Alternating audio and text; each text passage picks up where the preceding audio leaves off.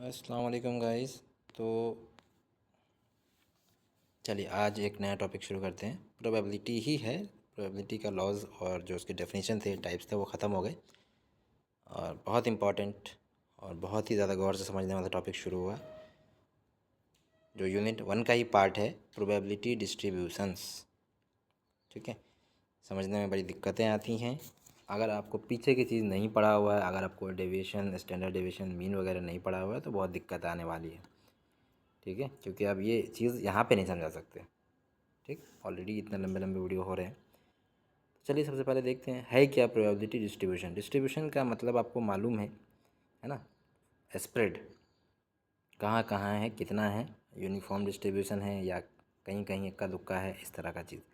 इसका डेफिनेशन में क्या है, a probability distribution describes how probabilities are assigned to different possible values. ठीक है, ये बात याद रखनी है, हाउ प्रोबेबिलिटीज़ आर असाइंड, ठीक है, to different possible values of a random variable. Example से समझिए, ये लाइन तो आपको याद रखनी है। एग्जाम्पल से समझिए, रैंडम वेरिएबल आप डायबिटीज़ उठा लीजिए, ठीक है, और इसका स्प्रेड इंडिया में देख लीजिए। ठीक है, तो इसकी प्रोबेबिलिटी जो है वो सबसे ज़्यादा कहाँ मिलेगी आपको, हैदराबाद में मिलेगी। तो वही कह रहा है कि how probabilities are assign to different possible variables values of random variable, कि किस तरह से वो स्प्रेड है किसी जगह पर। ठीक है, उसको हम डिफरेंट तरह से स्प्रेडिंग को, जैसे कि नॉर्मल डिस्ट्रीब्यूशन है, ठीक है, पॉइजन डिस्ट्रीब्यूशन है, बाइनोमियल डिस्ट्रीब्यूशन है, तो वो किस तरह से स्प्रेड है। जब हम लोग रिसर्च करते हैं तो आमतौर से नॉर्मल डिस्ट्रीब्यूशन मान के चलते हैं, और सबसे पहले आज हम नॉर्मल डिस्ट्रीब्यूशन ही पढ़ेंगे और इसी को समझने की कोशिश करेंगे। बाकी बाइनोमियल में भी समझिए कि 15-20 मिनट लगेगा एक्स्ट्रा में, बाइनोमियल अलग से पढ़ाऊँगा पूरा, और पॉइजन बाद में पढ़ाऊँगा। ठीक, अब प्रोबेबिलिटी डिस्ट्रीब्यूशन समझ गए कि कोई चीज़ कितनी स्प्रेड है, कहाँ कहाँ स्प्रेड है। ठीक है, ये लाइन थोड़ी सी टफ हो रही है। How probabilities are assign to different possible values. ठीक है, डिफरेंट पॉसिबल वैल्यूज़ के जो प्रोबेबिलिटीज़ हैं वो कैसे असाइंड हैं ऑफ ए रैंडम वेरिएबल। ठीक, एक एग्जांपल मैंने बताया आपको डायबिटीज़ का, कि डायबिटीज़ जो है वो किस तरह से स्प्रेड है, कहाँ सबसे ज़्यादा मिल रही है, हैदराबाद में मिल रही है। ठीक है, तो ये इसकी प्रोबेबिलिटी सबसे ज़्यादा कहाँ है, हैदराबाद में है। तो इसके लिए हम क्या करेंगे कि अलग अलग डिस्ट्रीब्यूशन के टाइप्स देखेंगे, प्रोबेबिलिटी डिस्ट्रीब्यूशन के अलग अलग टाइप्स देखेंगे, जिसमें सबसे पहला है नॉर्मल डिस्ट्रीब्यूशन। चलिए कॉन्सेप्ट ऑफ नॉर्मल डिस्ट्रीब्यूशन पहले समझने की कोशिश करते हैं। नॉर्मल मतलब कंटिन्यूअस। ठीक है, प्रोबेबिलिटी के भाषा में अगर नॉर्मल डिस्ट्रीब्यूशन की बात की जाए मतलब कंटिन्यूअस डिस्ट्रीब्यूशन है, यानी इक्वली डिस्ट्रीब्यूशन है। कंटिन्यूअस डिस्ट्रीब्यूशन तो इक्वली डिस्ट्रीब्यूटेड मान के चलते हैं।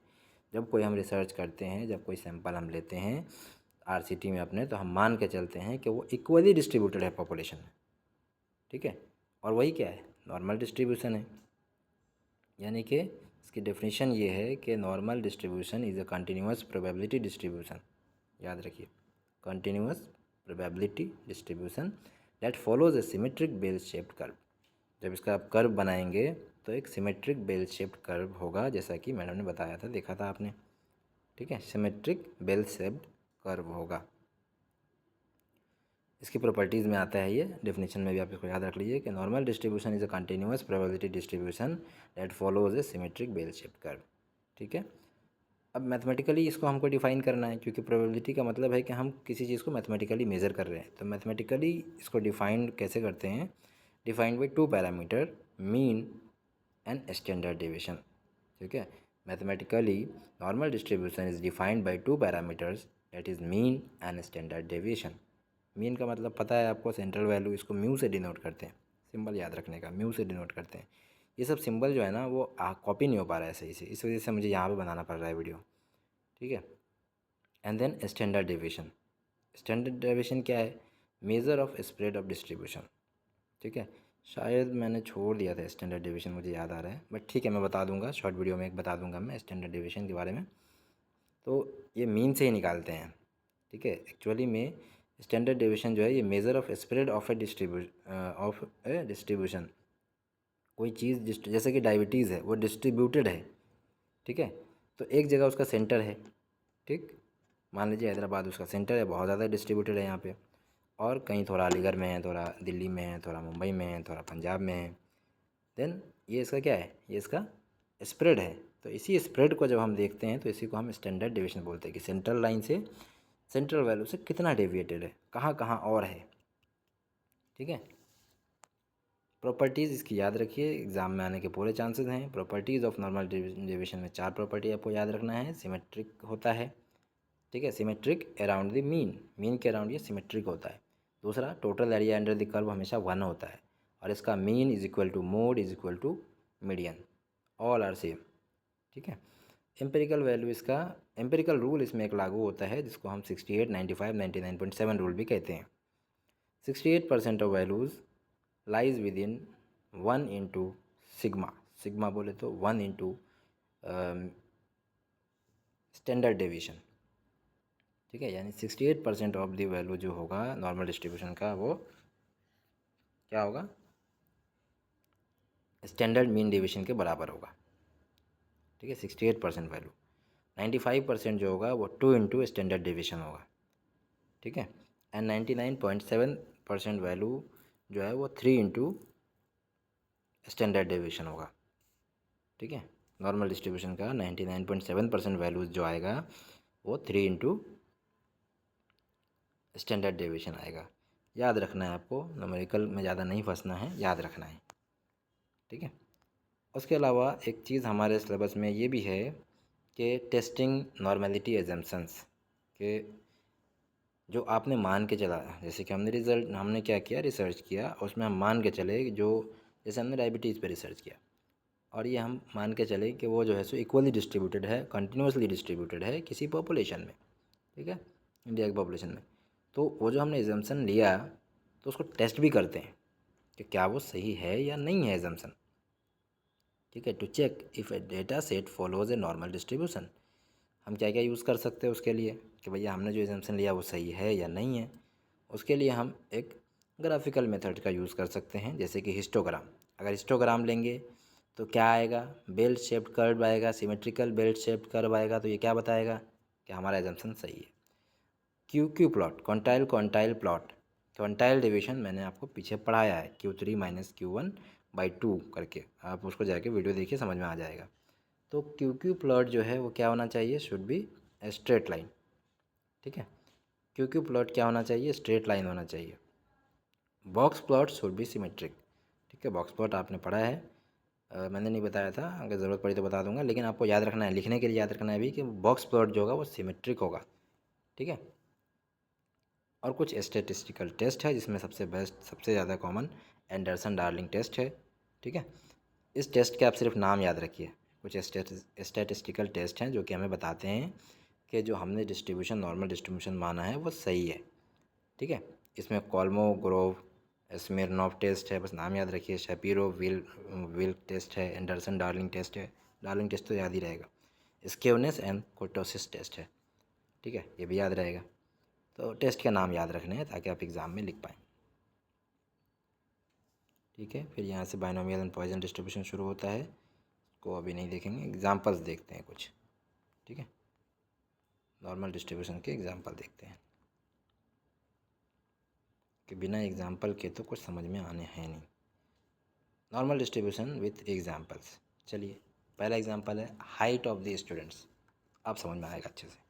Height of the students, imagine the height of the student in A school follows a normal distribution. मान लिया आपने कि जो हाइट ऑफ द स्टूडेंट है स्कूल में वो नॉर्मल डिस्ट्रीब्यूशन को फॉलो किया, एज्यूम किया आपने।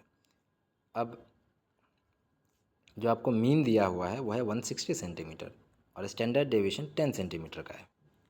ठीक है, मीन जो दिया हुआ है वो है 160 सेंटीमीटर एंड स्टैंडर्ड डेविएशन आपका 10 सेंटीमीटर का है।